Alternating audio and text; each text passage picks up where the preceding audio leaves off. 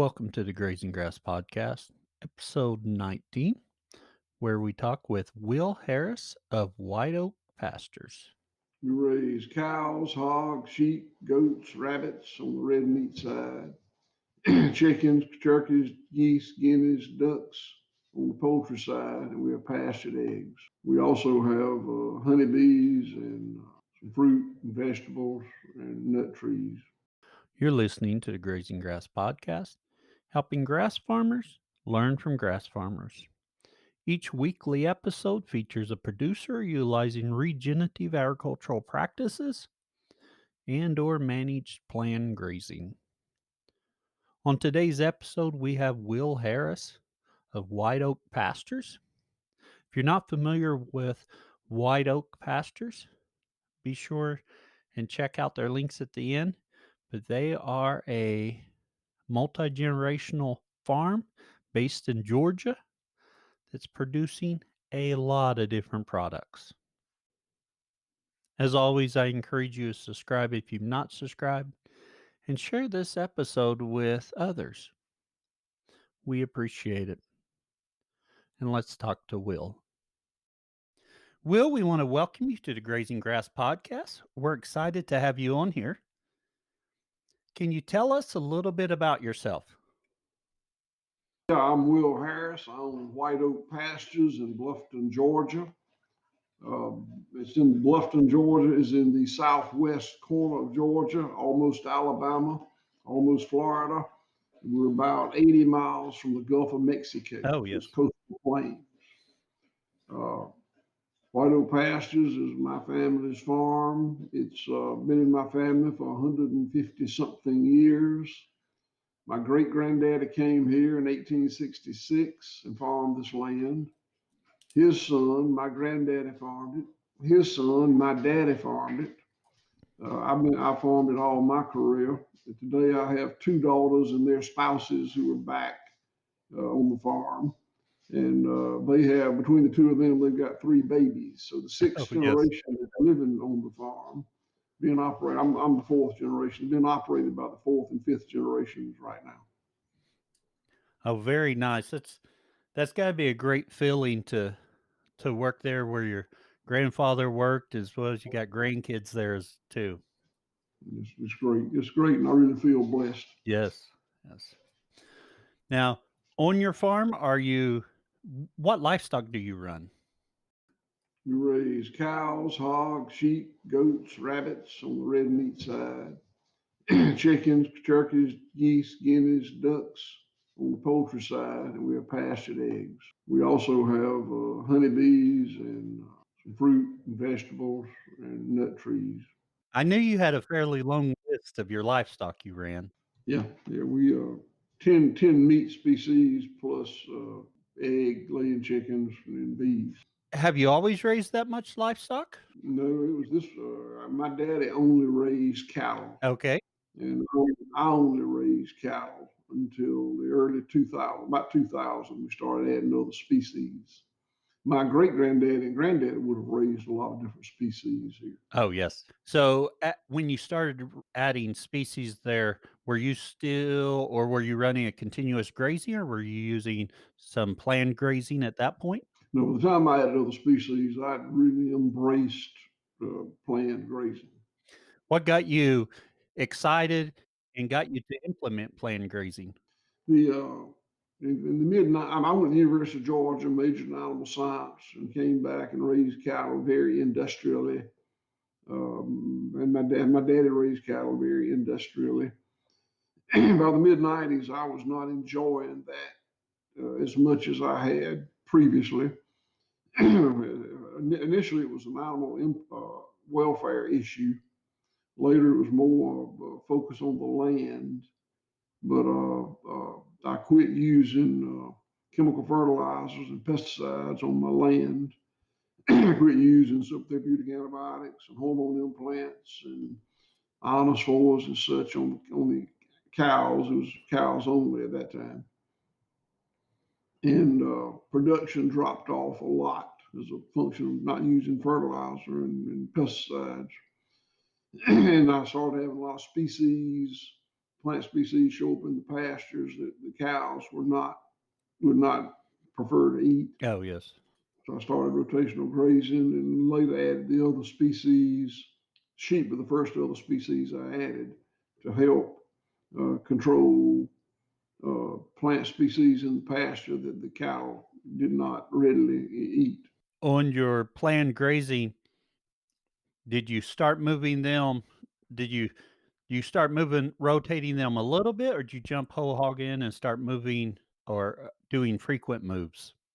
No, I started moving them, just started moving them more. Prior to that, I was pretty much on a continuous grazing program. Yes. And I started cross fencing and then cross fencing that cross fencing and cross fencing that cross fencing. So we now today the farm is 3,200 acres and it's divided up into 100 and something, 112 or so, 30-ish acre pastures. And during the growing season, we move cattle every day. Uh, I don't use a lot of temporary polywire and such with the cattle. We do use it with the sheep and goats and hogs, but not so much with the pounds. I put in permanent cross fencing to the 30-acre paddocks. So you put in your permanent fencing and you're rotating your cows through those paddocks once a day or as necessary. During the growing season, about once a day, and the growing season for us is quite long. Yes, you're in southern Georgia. How bad are your winters? Well, I think 17 degrees is about the coldest I've ever seen it. Oh, yes. And we'll get down to we'll have an Arctic blast once or twice a year and get down to 17, 18 degrees. But it's usually back up to 50 something the next day. I've never seen it stay froze all day long. Oh, yes. All of our pastures are in warm season perennial grasses and forbs, a lot of different things growing out there. And we overseed every acre every year with a mix of cool season annuals. I got a 20-foot John Deere 1590 no-till grain drill, and every year we run over every acre of it with a cereal, usually rye and ryegrass, crimson clover, and dicot radish. So we can usually graze till about Thanksgiving in the perennial grass. Oh, yes. And then I start back rotating in March.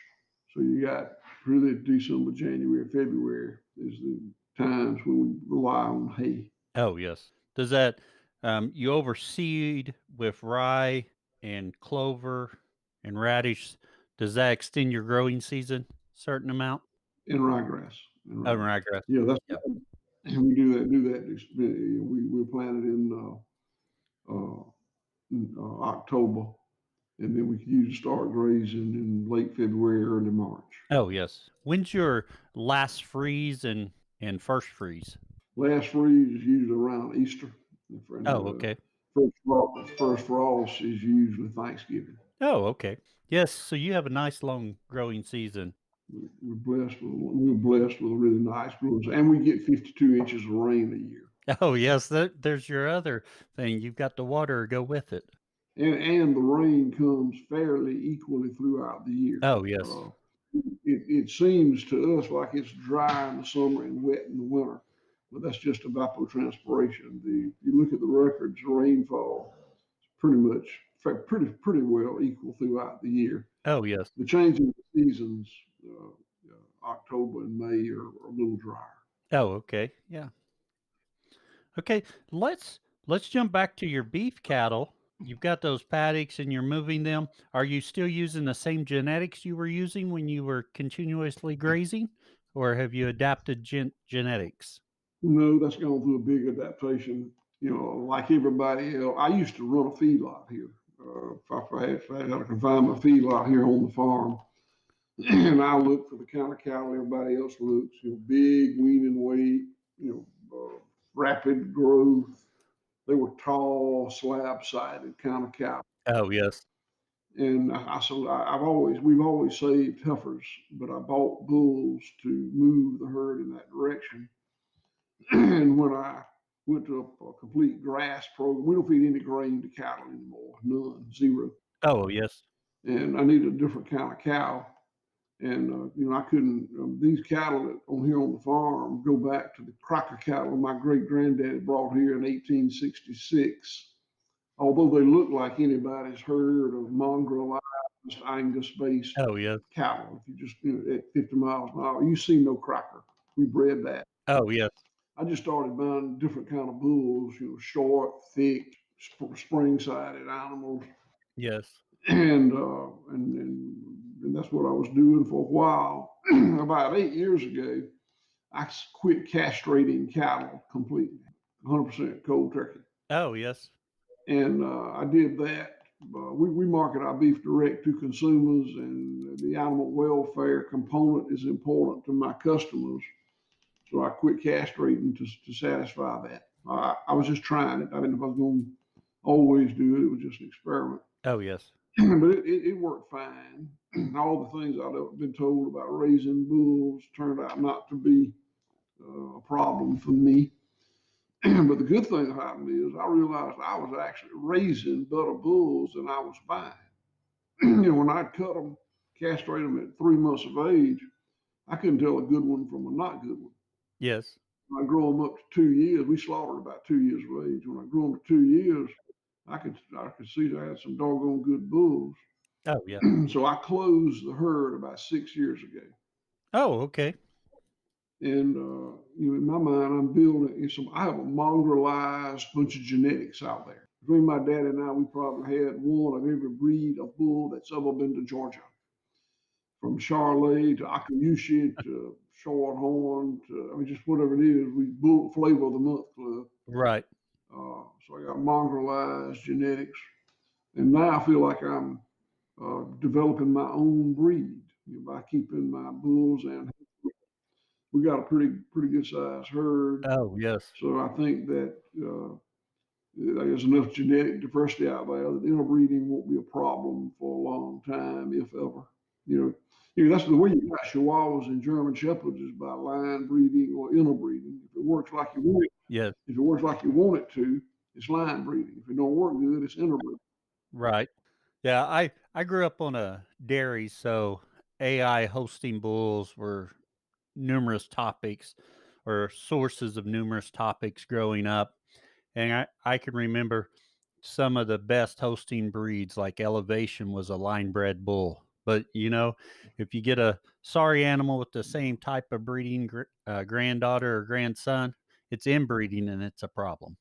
So, since you've closed the herd, are you having nice uniform calves and really noticing continued progress towards that grazing animal you want? I think so. In fact, I'm convinced of it. We're very early in. You don't get one a year. Yes, right. It's a slow The process. gestation period is 283 days. I don't care what you do. So, Yes. so progress is always slow. If it's good progress or negative progress, it's slow. But I think I see some uniformity coming to them, and I think I see them going in the direction I want them to go in terms of a lower maintenance animal. Oh, yes. The kind of animals I used to raise, they couldn't get enough nutrition anywhere other than a feed trough. I mean, Oh, yeah. it just wasn't enough for them to eat, and couldn't eat enough of 100% forage diet. But today, we're able to finish them at about 2 years of age, and we slaughter myself here on the farm, which is a little different from most folks. Our target is select, and I've been asked if I thought that not castrating adversely affected the quality, and I don't think it does. I think that if you're shooting for a prime animal in a feedlot, it might. I probably would. I don't know that. But for what we're doing here, I don't think it's a problem at all. When are you calving? You calving in the spring, and then you're slaughtering them basically at 2 years of age in the spring?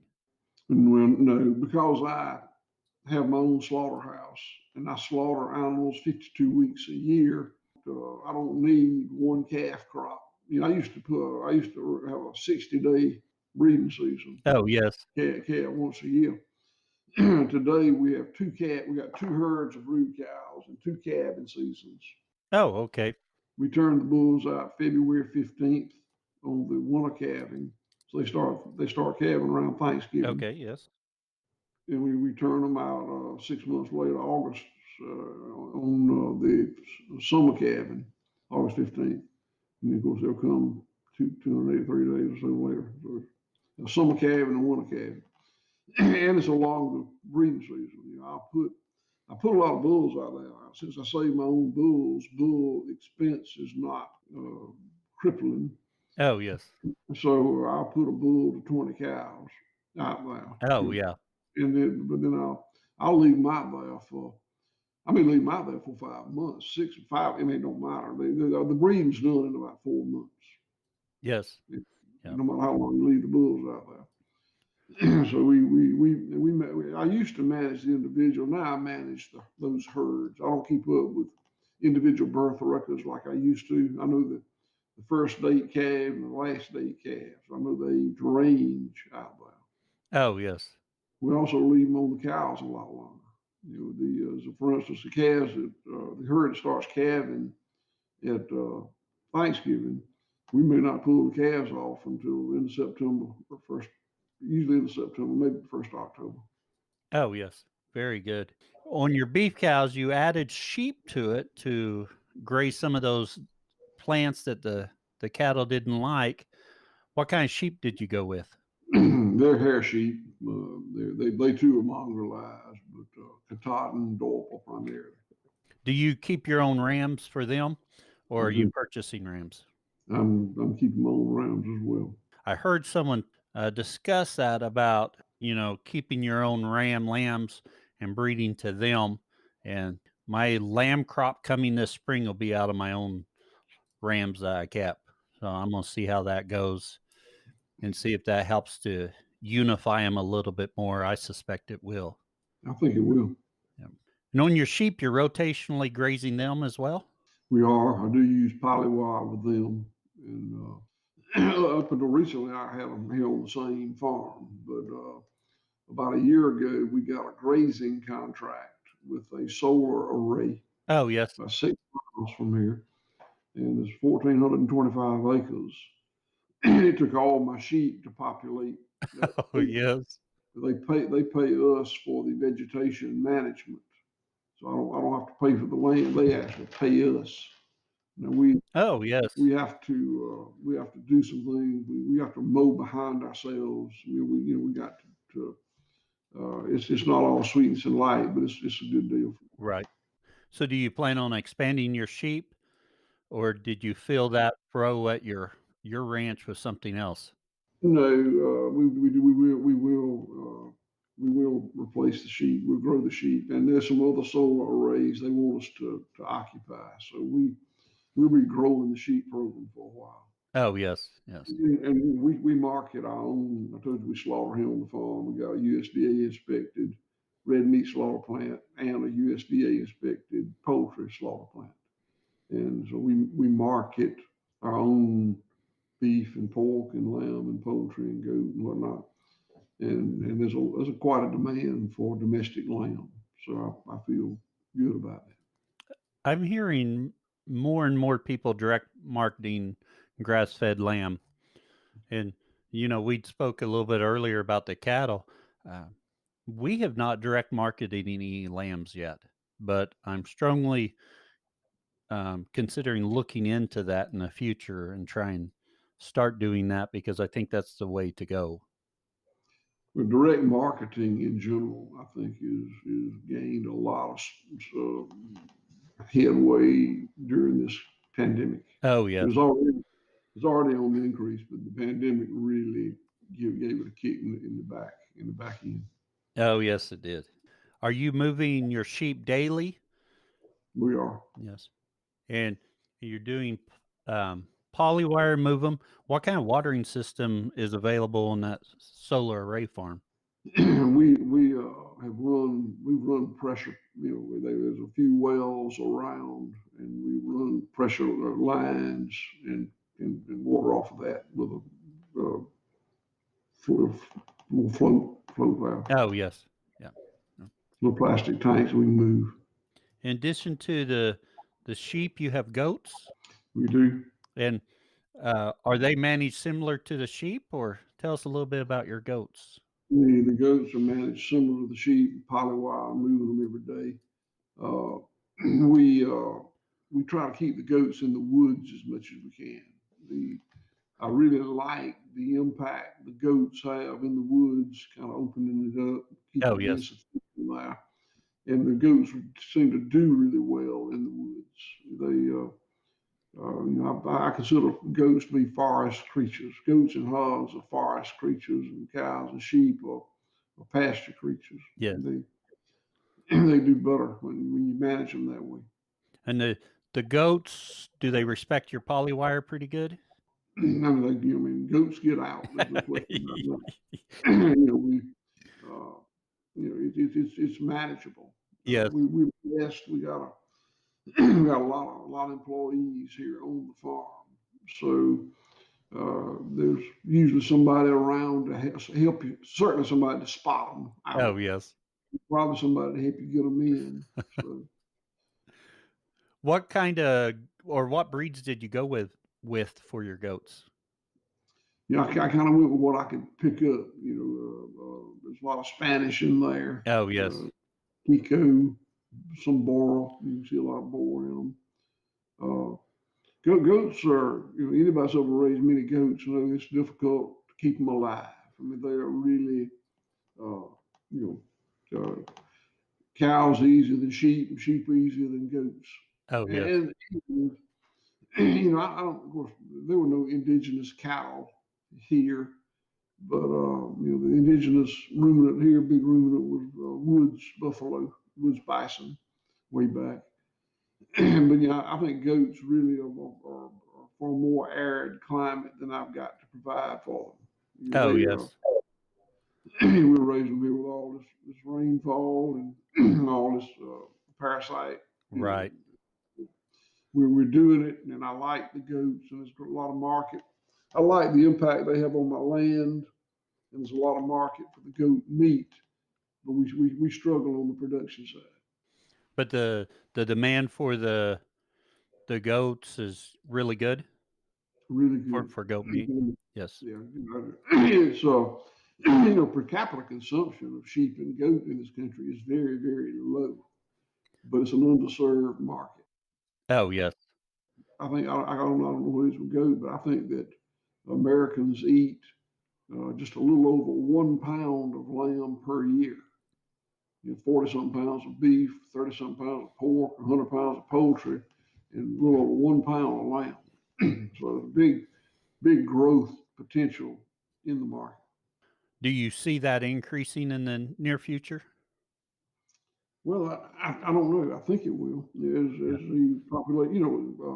Lamb is just it was out of my culture. Oh, I yes. had never eaten lamb in my life until I started raising lambs and started eating it. Uh, but our culture is more and more diverse, and people a lot more of influence in cooking from other places that do have lamb as a staple in their diet. So I think so. I tell you, we raise rabbits, and we can't raise enough rabbits. The per capita consumption of rabbit in this country is almost nothing, but we can't raise enough rabbits. Oh, yes. Rabbits are like goats. Rabbits are difficult to raise, but when we put them, we sell the rabbit through the online store, and she can put my daughter runs it. She can put rabbit in there, and it sells out immediately. Oh, yes. Is your market for your store fairly localized, or you ship quite a bit? Georgia is not a rich state, and my county is the poorest county in this not rich state. Oh, So we don't yes. talk to the local market.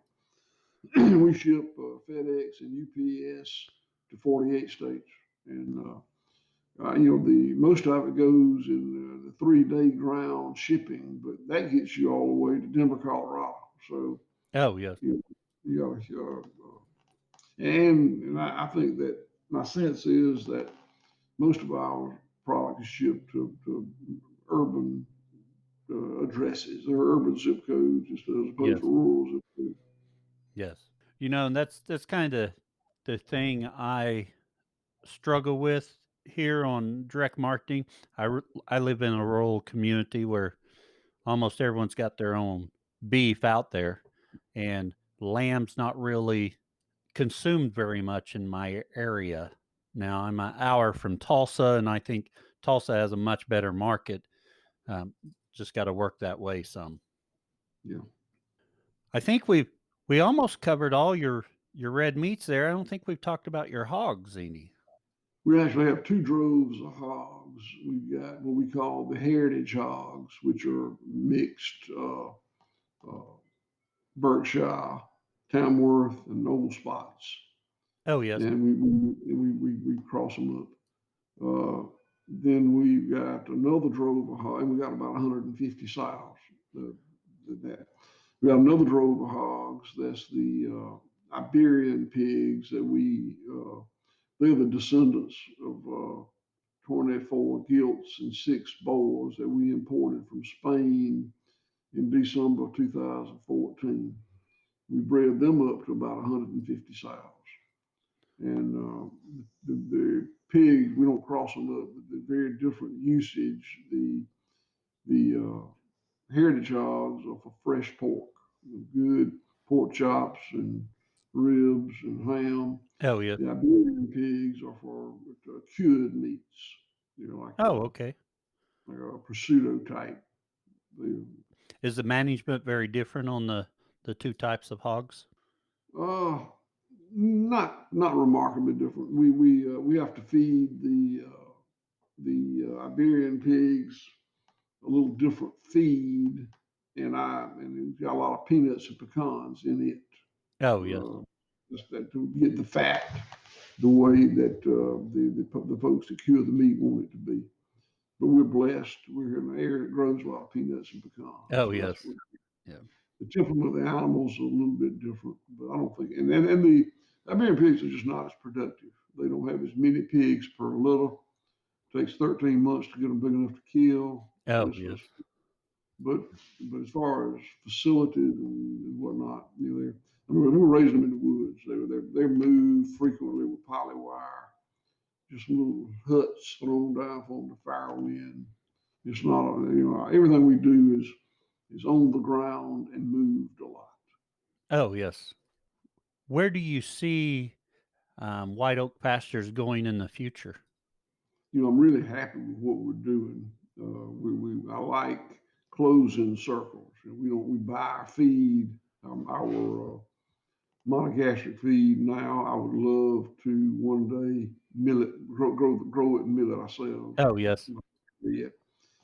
I like to have a feed mill to do that. And I like to have a hatchery uh, to raise my own.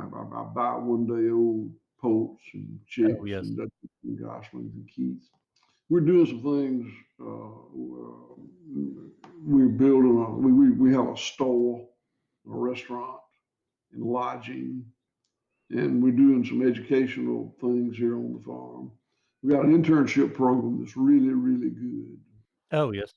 We accept 6 interns 4 times a year and for 3 months. So Oh okay.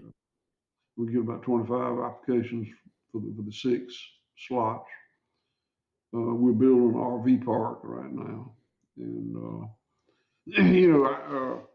I'm 66 years old, and I still own the farm and manage the farm. But we've got 176 employees, and there's 7 of us who are directors. There's me, 2 daughters, 2 in-laws, and 2 non-family members. Oh yes. And those 7 supervise about 26 managers that supervise the other 100 something employees. So, growth is. I'm not really focused on growth. We're bigger than I ever intended to be, and I wouldn't care if it shrunk. But Oh yes. we were moving more in the educational component, and we need to build profitability. We do a lot of business, but we don't make a lot of money, and I don't know. I don't. I don't need to make a lot of money, but I want to make enough so that cash flow is not a continuous struggle. And Right. You mentioned your internships there. Someone does an internship with you. Are they getting exposed to all the species, or do they focus on a subset? the first quarter, you're exposed to all the species, plus the fence crew, the mechanic crew, the carpenter crew. So there's a curriculum, and everybody knows Oh, yes. that this is this week here, this week here, this week here, and if you not many people stay for 2 quarters, but if you do, then you can do more specializing. Oh, yes. We hire the benefit of the internship program for us is we hire a lot of them. We Oh, okay. not all, some of them have other plans, some of them are not what I consider to be real have a good fit here. But I have a lot of my best employees came from the internship program. Oh, yes. Yes. I'm seeing a lot more internship programs throughout regenerative ag. This, Greg Judy's comes to mind as well as others.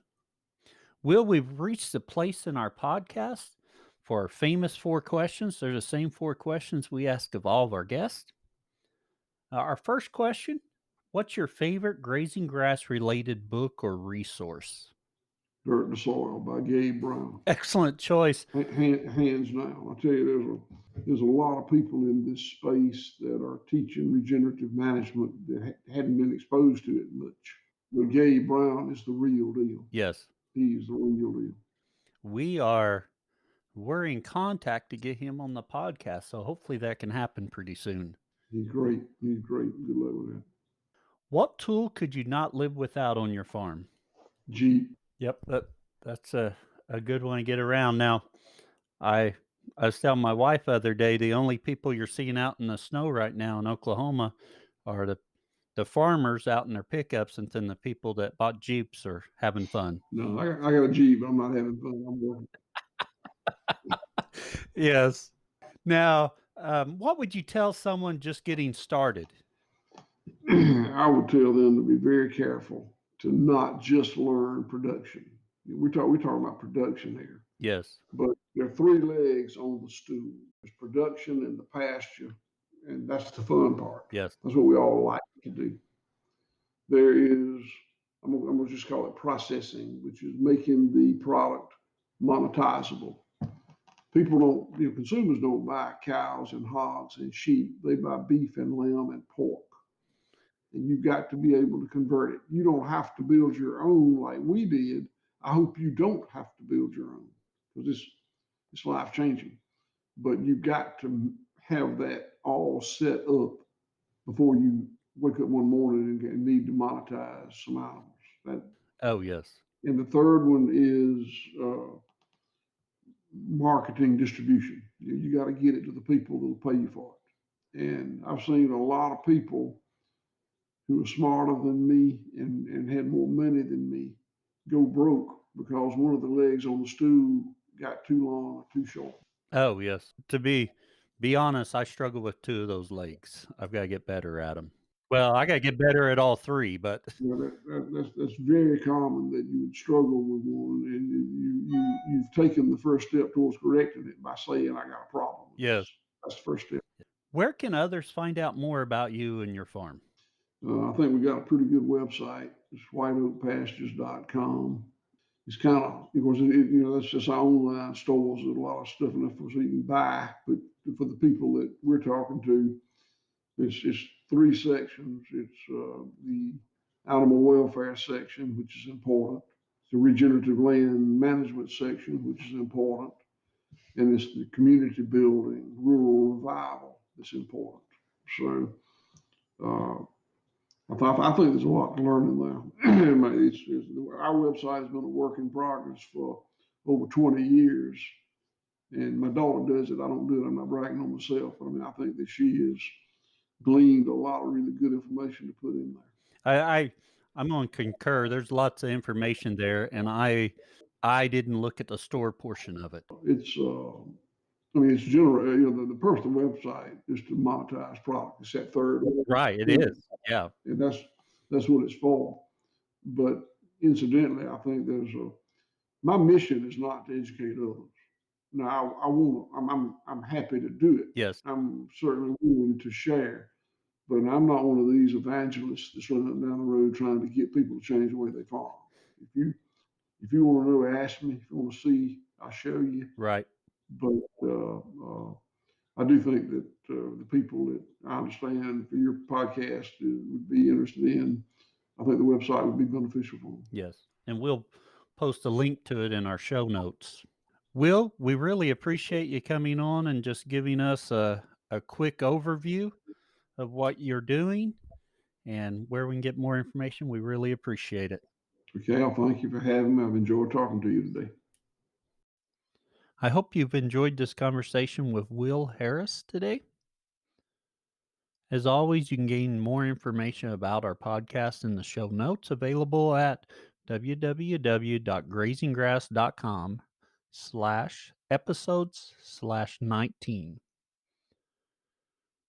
There we have links to White Oak Pastures on the various social medias as well as their website.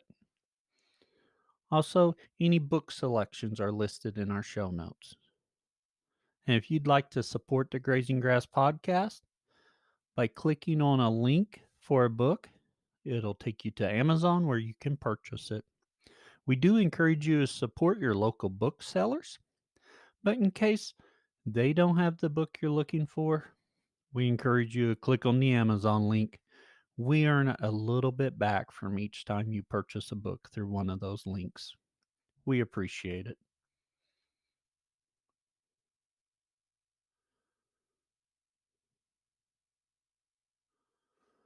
You're listening to the Grazing Grass Podcast, helping grass farmers learn from grass farmers. We will see you next Wednesday. Keep grazing grass.